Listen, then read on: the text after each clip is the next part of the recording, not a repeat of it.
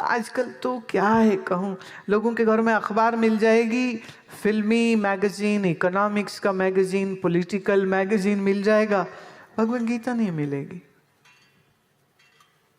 हाँ, तो ये सबसे बड़ा अपराध है, मैं ये कहूँगी। मंदिर सुंदर है, जाया करो, दर्शन करो, पर याद रहे जिंदगी में चेंज जो है वो ज्ञान से आता है। जिंदगी में चेंज सिर्फ प्रणाम करने से अगर आ जाता तो उन लाखों करोड़ों लोग जाते हैं ना मंदिर गुरुद्वारे, पर चिंता फिक्र वैसे के वैसे, लड़ाई भिड़ाई वैसे के वैसे, रिश्वतखोरी वैसे के वैसे, भ्रष्टाचार वैसे के वैसे, ऐसे वो जाते रोज हैं, पाठ भी कर लेते हैं।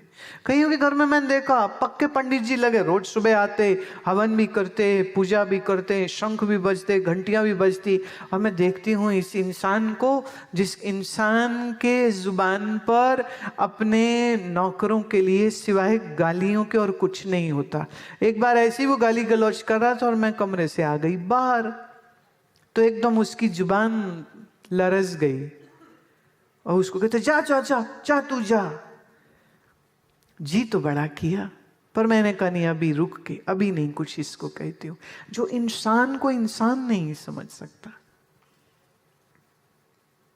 जो इंसान को इंसान नहीं समझ सकता, जो इज्जत किसी को उतनी देता है जितनी उसके जेब में पैसे होते हैं, ऐसे व्यक्ति को मैं धार्मिक कैसे कहूं? नहीं कह सकते। ये छोटी बातें हैं पर बड़ी जरूरी बातें हैं। इन बातों को आप अपने गांठ बांध लीजिए। हमारे मन की ट्रेनिंग बड़ी गलत है। भगवान नाम स्मरण के बगैर मुख में अन्न का दाना नहीं जाना चाहिए।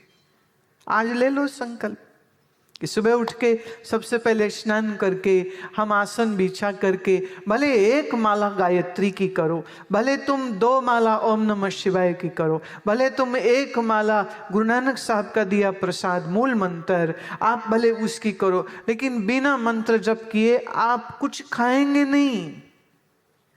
हमारा खाने का अधिकार कहाँ है? श्री कृष्ण गीता में कहते हैं जो भगवान का स्मरण किए बगैर भोजन खाता है वो भोजन नहीं पाप खाता है, ये पाप हो गया। और अगर ईश्वर स्मरण करने के बाद आप भोजन खाएंगे फिर तो क्या ही बात सुंदर हो जाएगी। जय प्रसाद छत्ती अमृत खाए तिस ठाकर को रख मन माए। किसने दिए तुम्हें ये सब खाने के पदार्थ? तुम कहते हो मैं कमाया मैं कमाया। अरे पागला, तेरे को शरीर किसने दिया?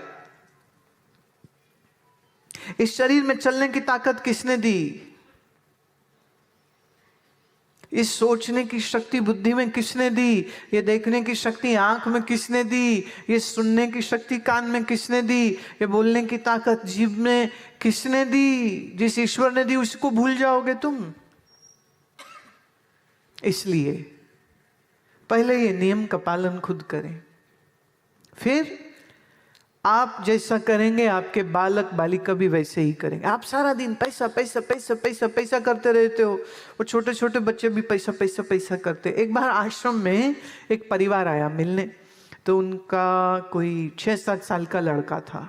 तो मेरे से ऐसे ही हंस रहे थे मैं उसके साथ। उनका दरियों का काम था।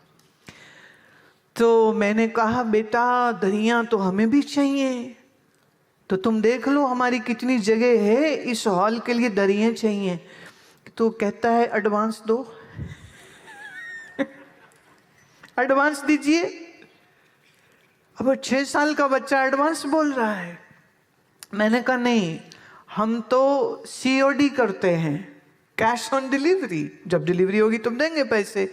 तो वो भी आगे से ढीठ होके कहता नहीं जी हम तो पहले एडवांस लेते हैं और फिर माल देते हैं, तो आपको एडवांस देना पड़ेगा।